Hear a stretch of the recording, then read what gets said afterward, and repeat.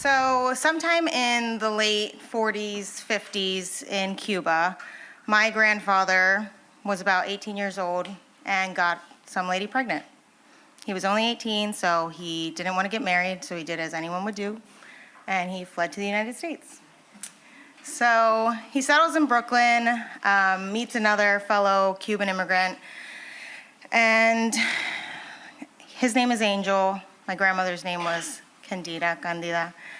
They ultimately, in the late 50s, early 60s, had 3 children. So you have to remember this. This is the first batch of kids. They had the 3 kids in the 60s. Here's where it turns into a little bit of a soap opera.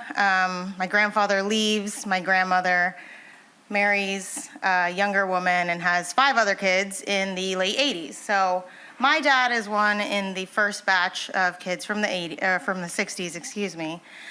And so I grew up with those aunts and uncles from the 80s who were almost my age. But as that happened, we knew about those 2 batches of kids.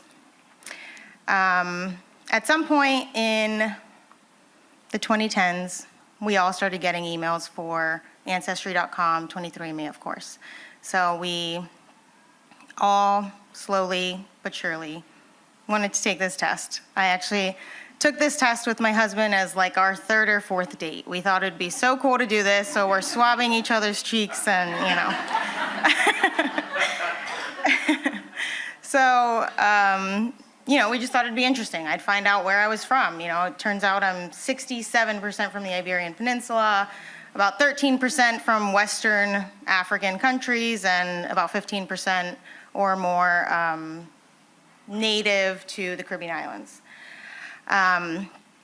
Ultimately, everyone, started taking this test. I joked with my dad that hopefully I didn't find out about any other siblings, because actually when I was 12, so sometime before this, I had learned about a sibling I didn't know that I had when my mom called the domestic relations office and learned that my dad was not only not paying child support to my mother, but also to another woman in New York City. So I found out I finally had a sister that I always wanted, who was 5 years old at the time. So we all start taking this test, and it's cool. We find out where we're from. In 2017, we all, and this is the extended family on the whole group chat, we all get this email. And we're like, this is the email. So we found out that my dad had a sibling. And we're like, is this the Cuban sibling that, Grandpa fled from Cuba for? Ultimately, it wasn't. The timing didn't line up. This person was born here in the United States. So that's my Uncle Rolando. That's really cool. And Rolando knew that he was looking for his biological family. The dad that raised him was not his biological father, and so he was excited to learn about us, excited to finally find out, about us. And we spent that year in 2017 kind of talking to him. Some people got to meet with him and just asking a lot of questions. And we're like, wow, this is what it's about. So then, in early 2018, we get another email. And we're like, is this the Cuban kid? And it wasn't. Again, the timing didn't line up. This person was my dad's age, but literally my dad's age, 4 weeks apart.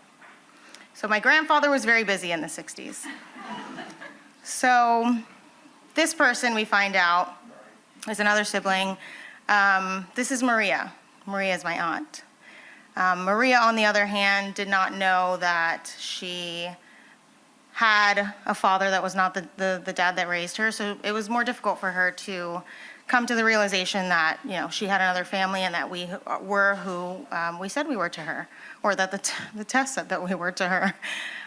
She was actually so much in denial that she had a half sibling, so she shared one parent. Her father, the dad that she thought raised her, she had a sibling that they only shared that parent. So she said, I'm going to have my brother take this test, and if I'm not related to him, then this will confirm it. So she wasn't related to her brother biologically, and so she believed it. But who was related to her brother? Me. The other side of this story is that I'm also half Puerto Rican, and her brother was Puerto Rican. She thought she was full Puerto Rican. So in the jokes that followed, my dad said, Puerto Rico's a small island.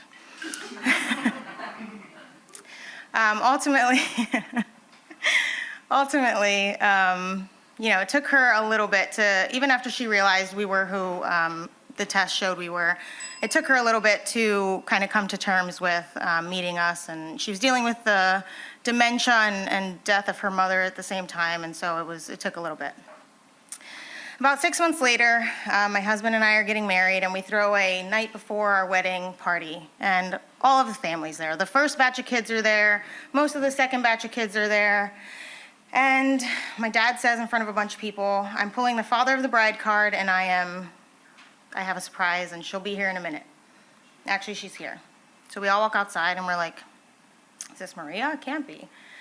So Maria showed up to a whole weekend worth of festivities in York, Pennsylvania, 4 hours from New York City, where she's from, to meet this huge, loud Cuban family, and then my husband's family, for a whole weekend. She didn't start out with a trip to Starbucks, just a whole weekend. And so it was just an incredible weekend, and our anniversary's coming up on Sunday, and we just, every year we think back to how amazing it was that our wedding anniversary was the start of us all meeting her for the first time, most of us meeting Rolando for the first time, and just the start of that family journey.